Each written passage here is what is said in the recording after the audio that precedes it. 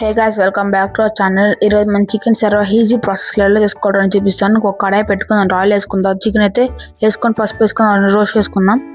ఇప్పుడు 2 table spoon కారం వేసుకుందాం. ఇప్పుడు కొంచెం ఉప్పు వేసుకున్న తర్వాత కొంచెం ధనియాల పొడి వేసుకొని ఆవును రోస్ట్ చేసుకుందాం.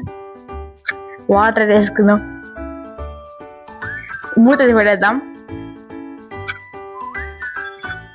ఇప్పుడైతే మూత తీసిన తర్వాత లైట్గా అయితే మిక్స్ చేసుకోండి.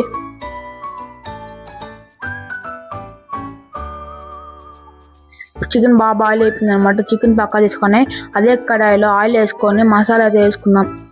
దాని అయితే వేయించుకున్న తర్వాత అయితే మనం పక్క తీసి పెట్టుకుని చికెన్ అయితే వేసుకొని దాంట్లో మసాలా వేసేసి ఇప్పుడు కడేపాకు అయితే వేద్దాం.